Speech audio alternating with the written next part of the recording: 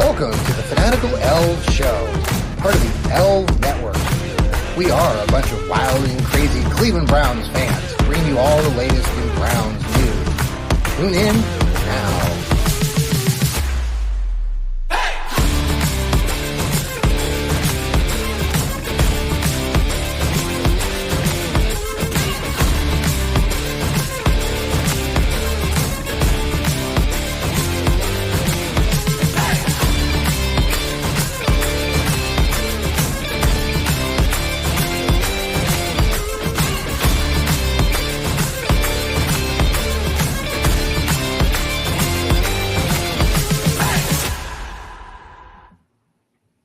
Good evening and welcome to another episode of the Fanatical Elfz Show and part of the Fans First Sports Network.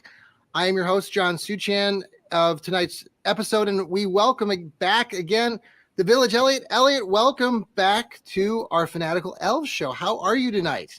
I'm just great. Thank you, John. It's a great night to talk football. Any night is a great night to talk football, especially Browns football. So I'm very excited, and we've got a lot to talk about tonight, don't we? Oh, we have a lot. Yes, Browns fans. There's never we're never short on things to talk about when it comes to the Browns, and we've been busy this last couple of weeks. We've had the draft. We had a big trade last week. Now there are rumors flying about a potential veteran running back. Before we get into that, I just want to again we are part of our Fanatical Elfz Network, and this is our Fanatical Elfz Show, and we're part of Fans First Sports Network, and just glad that we're here. We've had all these shows. We got Elliot helps out so much. He's on all these shows with us. What the Elf was that? He's oftentimes on there with Joel K, the left guard. He also has his show with the left guard, Joel, the football philosophy and rocket science, which was a great show the other night, by the way. And thank you. And we have my Johnny Cleveland podcast. So, and we actually this afternoon we released Rod Bloom. He hosts the Browns Blitz. So tune in for all those shows during the week. And thank you for being a great following here through social media platforms like Twitter and Facebook. So, all right. So in the news this week, there's been a hot topic or a hot name bouncing around. A former Ohio State Buckeye, Zeke Elliot. And, he's been there. I think I overheard you talking a little bit on the other show. This isn't really new news, but there's some possibilities there more with some recent discussions that have been out there out in social media. And so just wanted your take on where you think things are at. Do you think there's any legitimacy to this? Is it just hype? Is it just chit chat because Browns fans are always wanting to talk about something?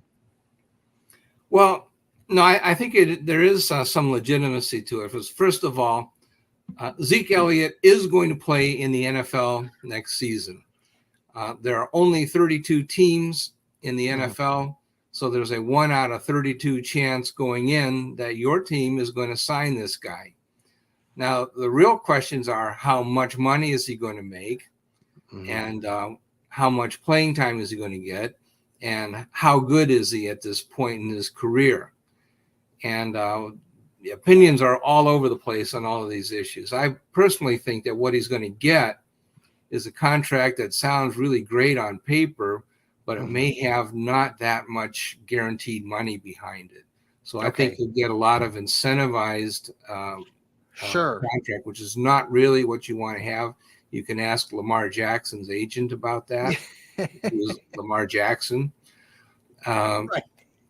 So I think he'll probably get very small amount of guaranteed money, and he'll get paid for achieving certain milestones, like if the team wins, if the team makes the playoffs, if he gets a certain amount of snaps, if he gets a certain amount of carries, if he makes a certain number of yards.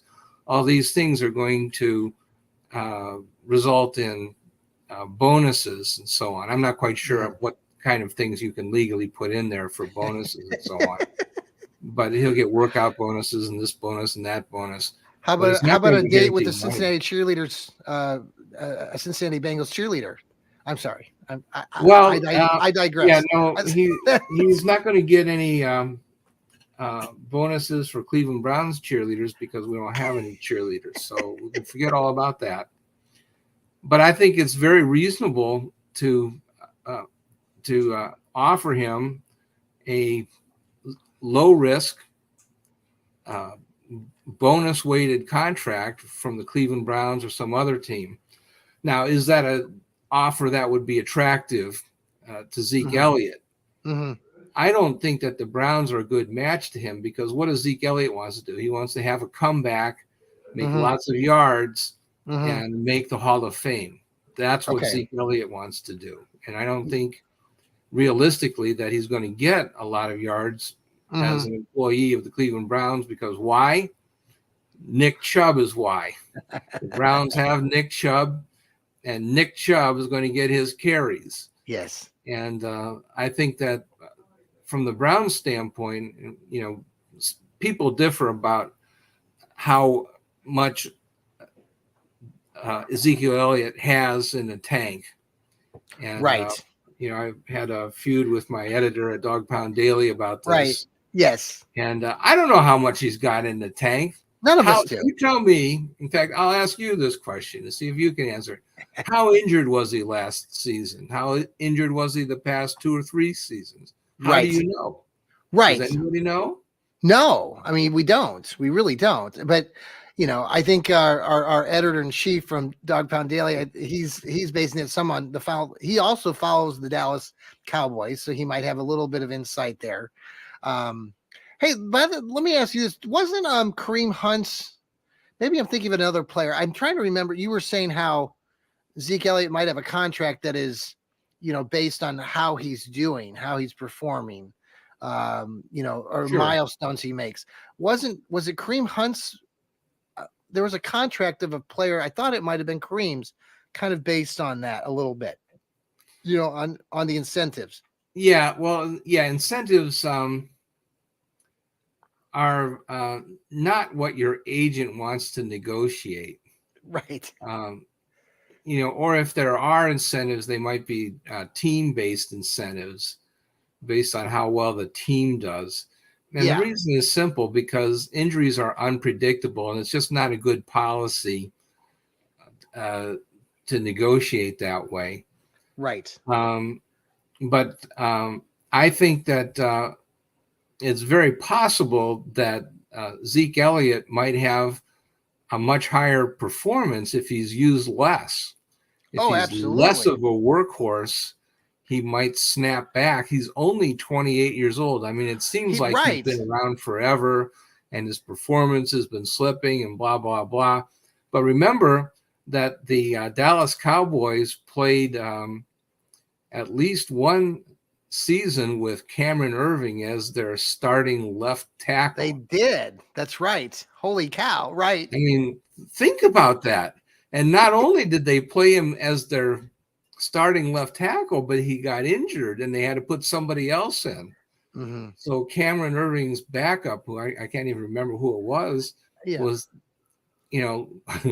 See, I think that going back to, you know, Zeke, I mean, if you use him in that third down role or that role that kind of Kareem Hunt had, and if he's okay with that, and we don't know if he would be, probably not, and he wants to be a Hall of Famer, like you're saying. But if you we're able to get him to be used in that role, you know, it extend his career a little bit. He's 28. He still wants to maybe get paid for a little bit more. The other big bugaboo here is the money, like you said. He's going to demand a lot of money, but it could be based on those milestones that he hits. And so, and I think you even mentioned it off air, and I think maybe in some of this conversation that you were having with your editor in chief, that maybe in Zeke's case, he'd be more advised to wait through preseason, wait to see kind of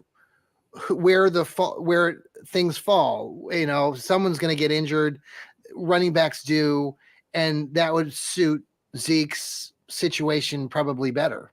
Yes, if I were his agent, I would advise him to not sign at this point, but to wait and inevitably somebody will go on IR and they'll be desperate to sign a running back. Right now, everybody's sort of looking at, we might want to have the luxury of having a veteran running back as the extra guy on our roster, and we might have some extra salary cap room, and it'd be kind of nice to have. Boy, Zeke Elliott, that sounds like a really big name, and our fans might like it. And they're really it's a buyer's market right now. But once people start to get injured and they go on IR, then it's a seller's market. And I think that Zeke Elliott could be a very valuable commodity. And let's face it, Zeke Elliott doesn't really need to wear himself out at training camp. He can probably serve himself just as well by, resting up and healing up a little bit, skipping some of that wear and tear. Yeah. And then if he has a good workout, he can step in and pick up the offense a little at a time, and then by mid-season he might be really, really good again. Yeah. So I think that would be the approach that I would recommend if I were his agent. I think that's a good plan. Let's switch gears a little bit and just talk. The Browns have had lots of moves. Yeah, no, I want to follow up on a point that you made about replacing Kareem Hunt. Yes. Because Kareem Hunt did, for whatever reason, assume the role of the short yardage back for the Cleveland Browns. Although he's really, I'm not sure that I think he was better at short yardage than Nick Chubb. Right. But what I feel like the best way to use Kareem Hunt and Nick Chubb together. It was very hard to put them on the field at the same time. Everybody, fans, us fans, especially when you mentioned this the other day in the pod. I overheard some. Fans like let's have a two-back offense, and just like Jim Brown and Ernie Green. Let's go back to that. Right. And if you want to do that, we actually did that in 2019, and in that case, the Todd Monken offense switched back and forth from having Kareem Hunt as the slot receiver, and then Nick Chubb was the tailback, and then they'd switch.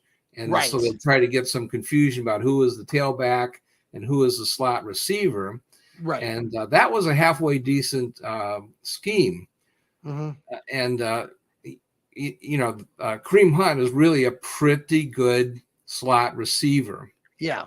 Now, I think that if we had, if instead we were going to sign Zeke Elliott, he would be more like a fullback, and Nick Chubb would be a halfback, and that's how that would shake out. I think that Zeke Elliott would become one of the top fullbacks in the NFL. Yes, and he would be a threat coming out of the backfield.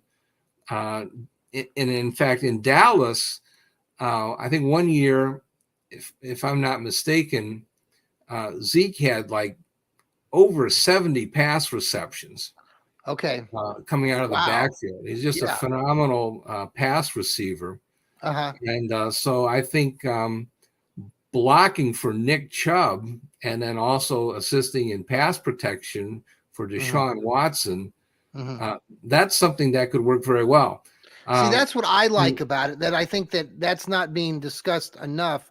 I mean, if it were something that were to actually happen in Cleveland, and it probably won't, but if it were, what you're speaking to are the primary reasons. And I think that it's legitimate.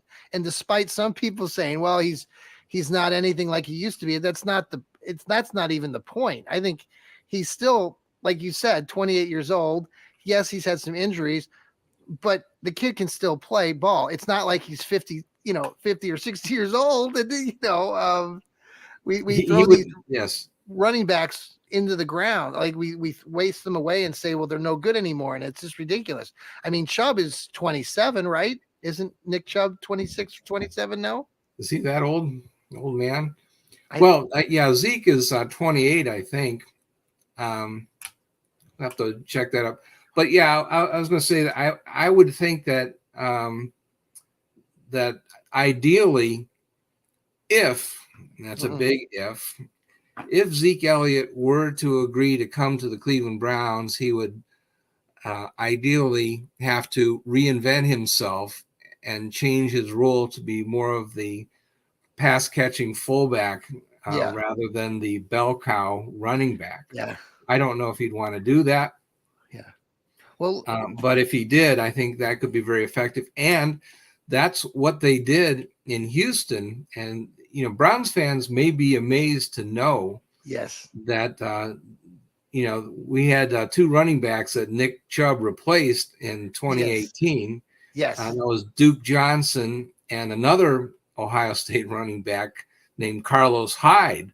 Yes. And they went to Houston, played with Deshaun Watson. Carlos Hyde gained 1,000 yards on the ground. He did. And Duke Johnson had something like 800 yards of total yards from scrimmage. And together they gained over 2,000 yards from scrimmage. Yeah, it was phenomenal. They were phenomenal. And so there's precedent for a two-back offense with Deshaun Watson. Who's the quarterback for the Cleveland Browns? Oh, it's Deshaun Watson. So it does make sense to have that two-back offense with a really big guy. Yeah. And in fact, Zeke Elliott weighs, I think, like 28 pounds more than Kareem Hunt.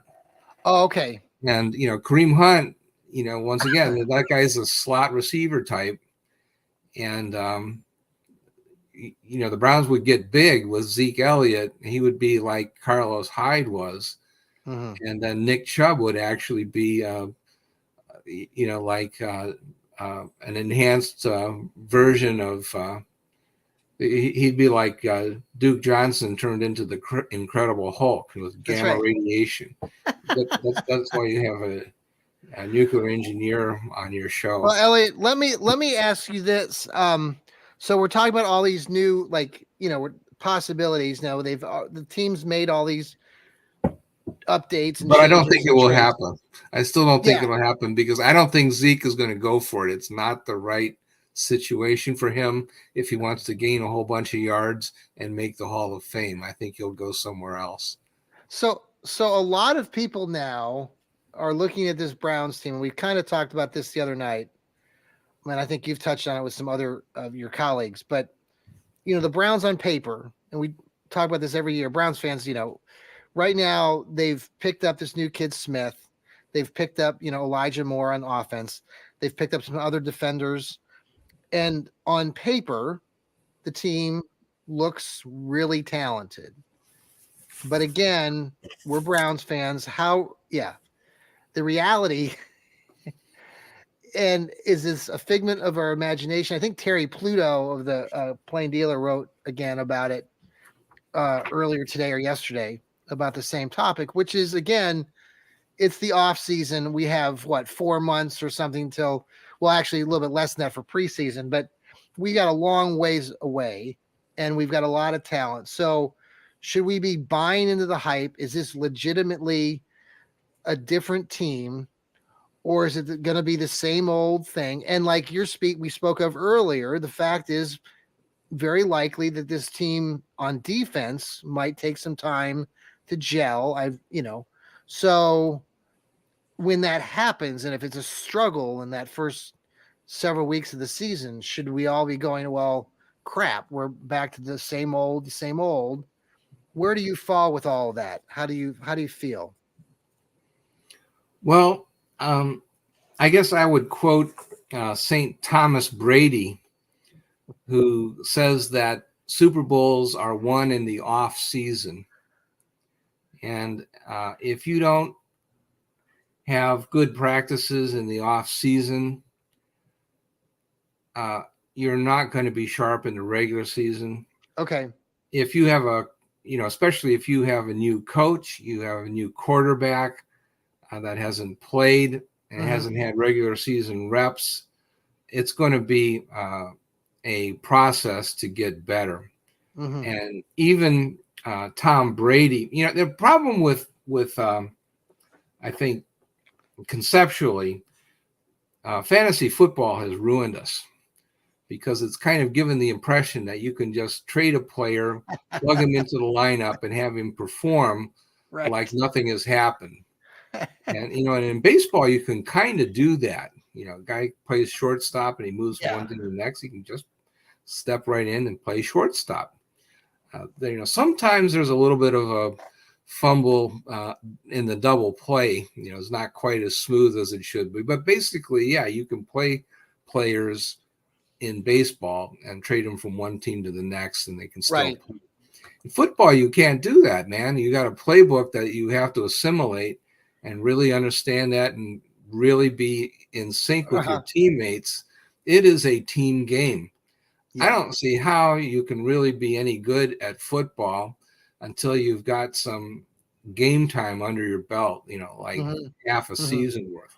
And even Tom Brady said, well, didn't Tom Brady win a Super Bowl right out of the gate with Tampa Bay? Yeah, he did, but they were feuding with the coach, and they're, really talking about a lost season all the way to Thanksgiving until they got hot. People forget about how bad it was in Tampa. It was. Tom Brady was screwing up and doing this, and he's too old and he's not good. This is a bad move, and body. And then they figured it out about Thanksgiving and went on a winning streak and won the Super Bowl. So even Tom Brady took some time before he could play with his teammates, and he was actually better in his second year with the team. The honeymoon, this period that we're kind of in, the signing. No, we're in Fantasy Island. What are you talking about? Island. This is not even a honeymoon. So Zadarius, we're reading Playboy magazine and stuff like that. Zadarius Smith. This is no honeymoon.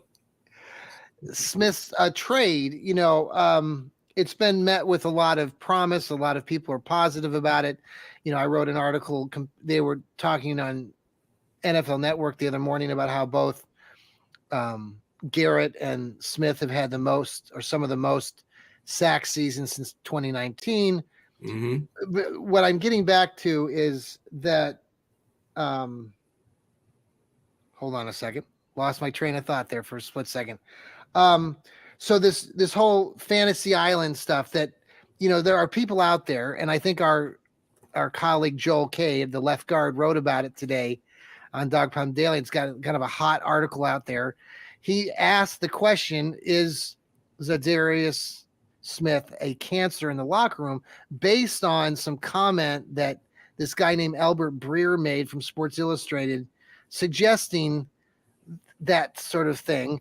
Not that our colleague Joel is suggesting that, but he brought up the question that was posed to this other guy, Albert Breer. And of course, it's been a hot article out there on Dog Pound Daily, so check that out. But I guess it seems like, I'll give you another example. Like our other colleague, Rod Bloom, on Brown's Blitz, pointed out, I was listening to his show that was posted earlier today, that someone like Zadarius Smith has actually been to the playoffs, I think 5 straight years now, which no one really has mentioned, but he's been on playoff teams and actually came back off of this, he had the injury the one year and actually played in a playoff game. I guess the idea too, that, you're bringing in some veteran talent, and he was there at rookie camp apparently and talked to a lot of the rookies. I think that's a good thing for our Browns team long term. And I guess I would like to know your perspective on this. And we don't have to get into it real long, but we see these teams that the Browns have had that have been good on paper. You go back a couple seasons ago, and everybody wanted to talk about Jarvis Landry and Odell Beckham Jr. and Baker Mayfield and the offense and what we thought was going to be this great team. But it seems to me like right now, currently, that what the Browns are doing, especially on the defensive end of the ball, is better, and it's more sound. And it's not simply just fluff. I wanted your take on that and where you think the team is now. Yeah, no, I think it is for real. I don't place a lot of credence in if you have a nasty defensive end. I don't think that bothers me too much. I think it is true that Zadarius Smith has been um, dissatisfied with the front office at Minnesota. That's true. He may not be easy to get along with at the bargaining table, he and his agent. Yeah.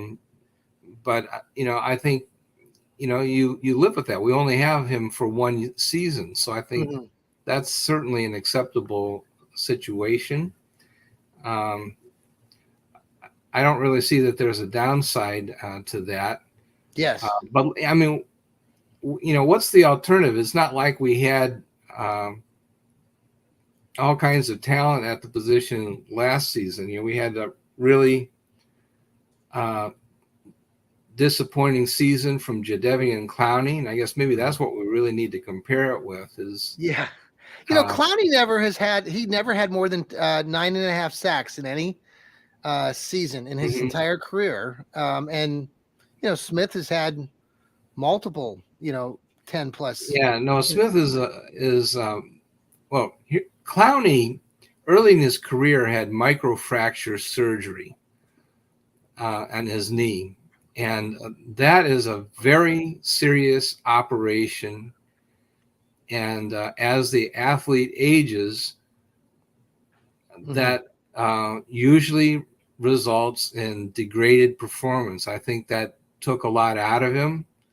Not everybody recovers from that and makes it back on the field. And those who do make it back on the field don't reach the same level of performance that they had before the injury. I don't think we ever saw the true Jadeveon Clowney in the NFL. And so a lot of people want to say that, he just was overrated. No, I don't think he was overrated at all. I think he got injured. Yeah. And he just has been playing hurt since I think it was like his second year or something like that. Yeah, sure. And he was every bit as good as they said that he was, but he got hurt. And that injury that he had is something that never was 100% right ever again. Yeah. And at age 30, 31, it's catching up with him, and he's just not able to perform at the level that's okay. I agree that you might want him to. And I think that they should have, Andrew Berry and the coaching staff should have been able to see that and realize that, this is coming to the end of a great career, or, good career that should have been great, but is only a wonder where he'll end up. He's he's a free been agent. Signed already. Oh, I think. I forgot where he went. I think it was. I better not say it on the air because it'll probably be wrong, but I believe he has already signed. Okay. So, Elliot, we're gonna go to a break real quick, and on the other, I'm gonna give our fans the trivia question. We're gonna look back a little bit historically tonight, go back a ways to when the Browns started back up in 1999. So the trivia question, this is a fun one. Back in 1999, when the Browns came back. So, Elliot, I want you to think about this, and on the other side of the break, we'll talk about it. Okay. Who scored the Browns' first rushing touchdown in the 1999 season? Boy. And it might surprise you. I'll give you that hint. So, folks, we're going to go to the break. So we're going to pause for commercials here, and we will be right back in a couple seconds. This is the Fanatical Elfz Show.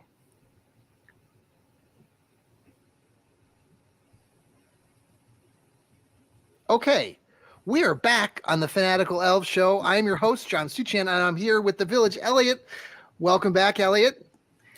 Well, thank you very much. So I had the trivia question, Elliot. Or are you going to go back and look at the? Okay, yeah. Did you find out the info on Clowney?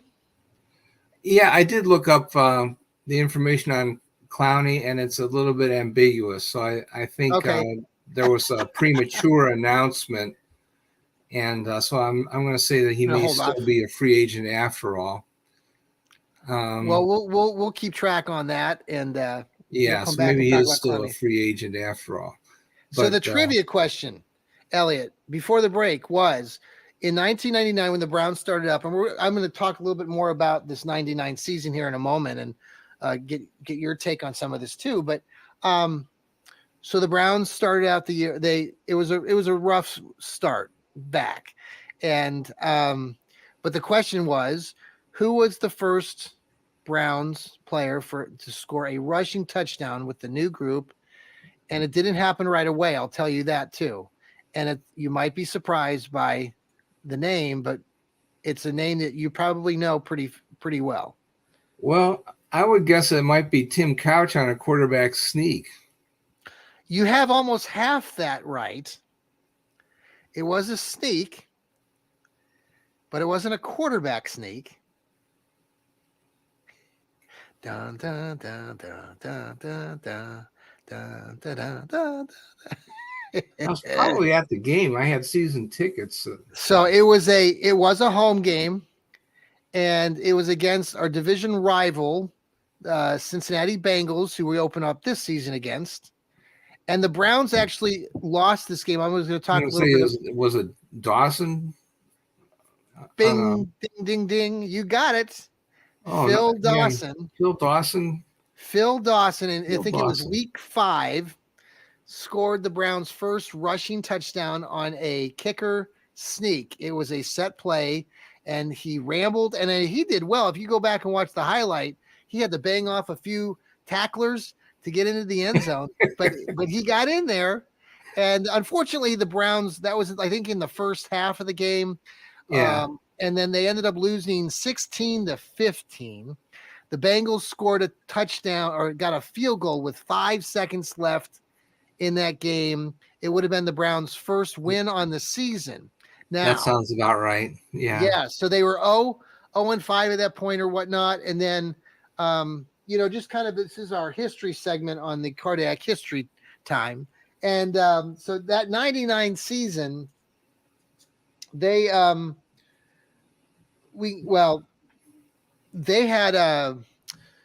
lost in Cincinnati, like we just mentioned. Now, do you remember who they got their first win against? I think it happened a week later. I think it was against New Orleans, wasn't it? Right. Or I should say New Orleans. And that was your buddy Tim Couch with the miracle Hail Mary. Yeah. Was it Kevin Johnson was the receiver? Yes, Kevin Johnson. Yep. And as far as wide receivers catching passes in 99, Kevin Johnson was the first. Yeah, I remember that. So the Browns won 2 games that year. They beat New Orleans, and at that time they played 16-game season. So they beat the Saints. And who else did they beat that year? In 99. Gee, I don't remember. And it came after, and they lost to this team to open up their inaugural 99 season at home. They were pummeled. Or no, it was an away game. It was Pittsburgh? An away game. You going to tell me they beat Pittsburgh? No, yes, they did. They lost to Pittsburgh in week 1, 43-0. They were shut out. Oh, okay. Probably they were playing their B team. Right. And then they came back later in the year. The game was in Cleveland, and they beat them 16-15. So that was the other lone win for the Browns. So, if we were can they beat playing the Pittsburgh, backups because Pittsburgh already clinched? Was that the? No, they really weren't. It was still like week 10 or 11, I think. And then that was late in the Browns was late in the year. Oh, it was later in the year. Yeah, I think you're right. But I don't think the Steelers at that time, I was looking back at the records, I still think they were in the hunt. We can go back and look at that. Boy. So I guess the other part of this that I found very unique about our history time here, is that when the team came back, the Brownies came back to play, we didn't have the American North Division, the AFC North. AFC North. It was the AFC Central.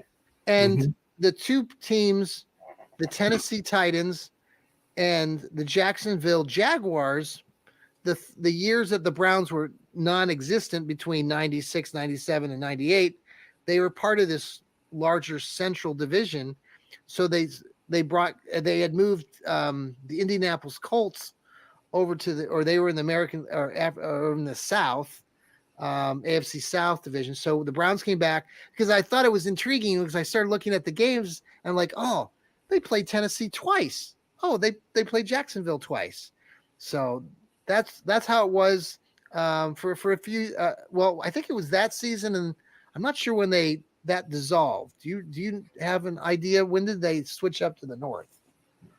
Well, let's see. I remember that they had this thing where the Browns played every team in the AFC, I think, and then they played every team in the NFC. So they kind of made their rounds, around the league. Yeah, they had kind of a weird schedule, but I think it was that one of the things was that the Tennessee team was the Oilers, because they used to be the Houston Oilers, and then they were the Tennessee Oilers, and then they thought, well, it doesn't make any sense to be Tennessee Oilers. We don't really do oil in Tennessee, so why don't we be Titans instead? And then they thought, maybe we don't really want to be in the same division with these guys anyway. And so I think then they shifted that, and I think didn't Seattle move from one conference to the other at that point? They did. That always surprised me too. That Seattle, I think I mentioned this in last week's episode. The Browns have only played in Seattle 3 times in the last 30 years. Yeah. So some kind of screwy thing. Hey, I have a trade for you. You want to hear a trade? Oh, yes. Here's a trade. I want to trade the Baltimore Ravens for the Buffalo Bills. Yes. Okay. That's what I want to do. I want to have the AFC North, the Cincinnati. Oh, okay. Sure. Buffalo, Pittsburgh, and Cleveland. Yes. Now that's the AFC North. Why really do we have to have Baltimore? I just really don't want to see Baltimore all that much. It's not really that great of a rivalry. It's really unpleasant. It is. We got to play them. Okay, fine. They used to be. We should write letters. We need to do this. I mean, we need to lead the way, lead the charge, and send letters to the NFL. I wonder if people. Yeah, I think it would make a lot of sense. And then, the thing is, Baltimore is a natural rivalry for New England, and they're on the same coast, with Miami and New York. Makes perfect sense to me. It makes perfect sense. They're much more natural rivals, historically. Baltimore and Miami had great rivalries in New York and New England. Who else? See, is that all the teams? Have I got them all? I think that's it. Elliot, do you have anything, cardiac history moment for the Brownies that you'd like to share out tonight?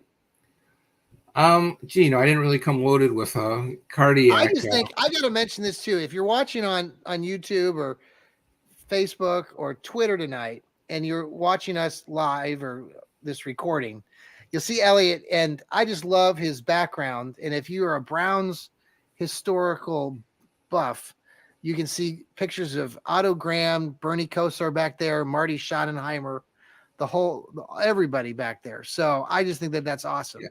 Yeah, I did come. I'll tell you what. I'll come up with a historical moment, but I did come with a joke of the day, though. Yes. Now this is not a Steelers joke. This is Browns this is actually a Cleveland Browns joke. Okay. All right. This is actually kind of a sad story to begin with. But it starts out with especially in the old days, Cleveland was a iron and steel town. Youngstown, Akron, and Cleveland. All these cities were built on iron, steel, coke, heavy metals, heavy industries. My dad did. So anyway, there was a iron worker who died, and he had led an unsavory life. He used to cheat at cards, he gambled and robbed and took money out of the church collection basket. Oh, how could he? He just did stuff like that. I mean, it was awful. He was a playground bully. So, of course, he went to hell. And the devil was happy to get a new resident of hell. He said, welcome, iron worker. Welcome to hell. I've got a room prepared for you. Here's your quarters. And so he has this room all laid out for the iron worker, and hell is just miserable. It smells like sulfur, and it's hot. It's like 110 degrees, and the temperature rising to 120 degrees. And the iron worker says, hey, this actually feels pretty good. I like it here. This is nice. Thanks, devil. And, devils, this is not true. This is nonsense. This guy is putting me on. So he waits a week and expects that the iron worker is going to succumb and, yes. Admit that he's suffering. But no, he's having a good time, chatting up, meeting Cleveland politicians and having a good time and reminiscing with his friends and stuff. And sure, the 120 degree temperature doesn't bother him. And he says, well, I'm going to turn up the temperature even more. I'll fix this guy. And he gets it so that it's red hot. And the steel worker says, I don't care about this. This is ridiculous. I used to use red hot Coke and mix that with my cornflakes for breakfast. This doesn't bother me. You are absolutely out of your mind, you stupid devil. Yes. And, he doesn't care. It's red hot. Molten iron doesn't bother him. He's totally immune to it. Just absolutely cannot be bothered by any level of temperature whatsoever. So he's having, a fun time down in hell. Yes.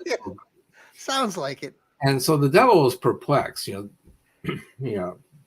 What am I going to do to this Cleveland iron worker? I have got to make him suffer. That's my job, is to make this suffer. He said, I'm using the wrong approach. So he said, all right, what I'm going to do is I'm going to turn up the air conditioning in his cell. And so he turns the air conditioning all the way maximum, turns off the heat, turns the air conditioning. And so there's all kinds of icicles, and it's totally cold and freezing. Yes. Everything is blue and ice and frost, snow everywhere. Right. And he said, okay, this time I got him. And then he sees the iron worker, and the iron worker is happy. He says, oh, I'm so happy. This is great. This is wonderful. This is the best thing. And the guy's, what the hell's going on here? Why are you happy? And he says, the Browns have won the Super Bowl. Oh man, I'm speechless. That is classic. That is the best Cleveland Browns joke ever, and told by the greatest ever, Elliot. That's fantastic. Thank you for sharing. My God, that was great. Well, I had to do something to counterbalance all the terrible jokes that we've been telling on the Pittsburgh Steelers and the Baltimore Ravens. So we had to tell one on the Cleveland Browns. I have a group of friends in Kansas, my Wichita buddies, who are some of them that are Kansas City Chiefs fans. So they would really appreciate your joke telling right now. So I will have to share this out with them when we speak to them next. Okay. So, couple things. I just, we have our history, like, did you know segment. I didn't know if you had anything there. I was just going to elaborate again a little bit about my 99 season. We were just talking about the Browns' first rushing touchdown was by their kicker, their place kicker, Phil Dawson. But the Browns actually had a running back by the name of Terry Kirby that played much of the season. And He had played, drafted by the Miami Dolphins, actually had some good seasons with them, a couple decent seasons with the San Francisco 49ers. And his season with the Browns was actually his second best statistically in his career. He had like 130 carries, 450 yards, about 6 touchdowns. But he was he the played running with back. the Miami Dolphins, didn't he? He did. Yeah, he did. He started with the Dolphins back in the middle 90s. Yep. He was a third down back, and then with the Browns, he was really more every day. Yeah. starter. Now He was play, the brother. Did we talk about this? He was the brother of Wayne Kirby. Oh, okay. Maybe that's my did you know? How about this? Yes. Is Terry Kirby, the halfback for the Cleveland Browns, was the brother of Wayne Kirby, the Cleveland Indians outfielder. How about that? Wow. Yeah, I remember. And Wayne Kirby played back in the mid 90s. He was the kid who hit the first home run, I think, at Jacobs Field when they first opened in 95. Okay, I didn't know that factoid. Yes. But yeah, okay, and there were, I don't know of any other team that had brothers that played in the same city, or any other town, I should say, that had brothers that were football and baseball players in the same town. But the Cleveland has 4 sets of brothers. Really? 4 sets of brothers. Who are the other 3? Okay, and in fact, there was in the 1999 there was people were passing out a trivia card. We're supposed to answer the trivia questions, and the card asked for 3 sets of brothers, and I could name 4. Oh, that's good. That's pretty good. You're an overachiever, Elliot. All right. Well, okay. So 4 sets of brothers, one of whom played on the Cleveland Browns, and one of whom played on the Cleveland Indians. Okay. Alex Johnson was an outfielder, former American League batting champion, who bounced around a little bit and played on the Cleveland Indians. What year? Man, I don't know what year, but it was in the 1970s. Okay. It was probably about 1973 or 74, I would guess. But okay. But anyway, Alex Johnson was an outfielder. Mm-hmm. Ron Johnson, a batting champion. Yeah. And then Ron Johnson was an all-pro running back that Art Modell traded for nothing. So they were brothers. Okay. Yeah. Okay. Then Leroy Kelly was a Hall of Fame running back. Right. Pat Kelly was an outfielder. Played most of his career, I believe, with the Chicago White Sox, but he did play a year with the Cleveland Indians. Really? Okay. Yeah. Okay. Wow. And what's the 4th one? There was a 4th one you said. Mike Pagel was a quarterback for the Cleveland Browns. Yep, I remember him. And Carl Pagel was a power-hitting first baseman, never really made it in the major league. Started his career with the Chicago Cubs and played a little first base with the Cleveland Indians. Wow. And see, did I get 4? Is that all 4? You did. You got all 4. Yep, you did.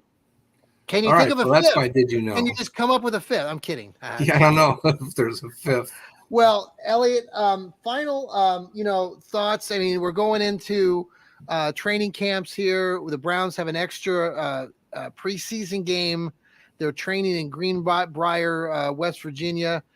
What are your thoughts? What are your take? What are you looking forward to over the next couple of weeks? What are you going to be zoning in on before we leave tonight? Well, yeah, I think we're going to have to install a new defense. I expect total chaos the first week or 2 of the season, but I think the talent is real. I think that they will eventually play like a premier defense. Yeah. I really don't expect – football is a team game. I don't expect them to play particularly well the first game or 2. If Joe Burrow cuts them to ribbons the first game of the season, I am not going to be shocked. I am not going to be disappointed. I'm not going to be calling for Schwartz's scalp at that point. I think that the offense, however, should play well right out of the gate because there are no major lineup changes on offense. And this is Deshaun Watson's second year with the team. Yeah. And they should be able to have things figured out by now. I think that's very important. That last year was, was all messed up. Deshaun did not have a really good opportunity to play for an extended period of time with the Browns. This year he's got a full training camp, and he should be ready to go. Should be fun. It should be fun. Yeah, I do think the Browns. I think are the sports writer and fan buzz overrates the wide receivers team. I think that there's a certain amount of depth there for sure, but it's not really high quality depth. There's guys that can play, but I agree with that. Sure, we don't have. It's not like we have 4 1,000-yard receivers that are on the team. I think everyone's banking on Elijah Moore kind of having a new experience, a place to play that is not in New York, and that will magically make him a 1,000-yard receiver. But you also have to remember we have Donovan Peoples-Jones and Amari Cooper, and I think both will have good seasons. I expect nothing but the best from those two. It'll be interesting. I think that's where I'm most worried as just a fan of the team and this chatter with the offense with, like you just mentioned, Deshaun Watson going into his second year. I didn't see a lot of stuff last year, and a lot of people say, well, we shouldn't, but I'm just a little nervous about how that's all going to play out on the field this year. But I'm excited, as many fans are. I think there is a lot to look forward to. Did you see Deshaun Watson took his crew to Puerto Rico, and they released some different videos today from down there, and everyone's kind of, one of the funny parts of this is that they show many of the players that Deshaun took with him, they're running, like exercising and stuff on this wide open beach, and it's kind of reminiscent of the old Rocky movies, when Rocky's training with Creed. And they I think it was in Rocky 3, and then they're splashing into the water and everything. It's a little bit like that, and people have been making comments about how it's similar, how it just happens that video looks very much like the old one from 40 years ago. I think that's just funny. Yeah, no, I think that's good. I think that's the psychology of training is important, and if yes, Rocky motivates you, that's a good thing. Whatever it is. Yeah. So yeah, but Elliot, definitely you need to be training. St. Thomas says that Super Bowls are won in the off season, so you better be training and winning the Super Bowl now, because if you're not training well in the off season, you're partying and doing stupid stuff in the off season, you're not going to win. You're just not. Elliot, it's been a real pleasure to have you on our Fanatical Elfz show tonight, and we'll have a few extra crew members back on next week, but this is part of our Fanatical Elfz network, and we'll be coming to you again with our other shows. Elliot is in charge of the football, philosophy, and rocket science podcast with his charge. Well, no, you're partners with the left guard, Joel Cade, and you guys do a fabulous job. Just been so impressed with their takes. They take those unique looks at the game of football, and just if you haven't had a chance, folks, tune in to that show. It's just fantastic. Joel also has his own show, What the Elf Was That?, which is great. I had a chance to talk to him the other day about that. We actually dissected some of the NFL release videos that the various teams did to broadcast that. And earlier today, I saw Joe. We kind of ranked those, and then I saw Joel in our Twitter thread amongst our group said one of the, I'm not sure, or it was The Athletic who released their rankings. I got to tell you, Elliot, and before we leave here, that Athletic, and I'm you know, I don't work for The Athletic, but based on what Joel Cade has shared with me, and then some of these other things that have been written in the last few weeks, I just really really curious as to who writes what there. And I know it's a paid subscription, so I think we have a lot of great writers. You're a great writer, Joel. Come over and follow us on Dog Pound Daily, and yeah. So again, thank you, Elliot. Appreciate you being here. And again, this is our Fanatical Elfz Show. We'll be back next week, same time, same place. And Browns fans, enjoy your weekend wherever you are. And we're coming up to Memorial Day weekend, and have fun. And we'll talk more Browns next week. Take care, Elliot. Yeah, and read Dog Pound Daily. We have the best editor in the business. So we do. Absolutely. Take care, everybody. All Bye-bye. right, thank you. Go Browns.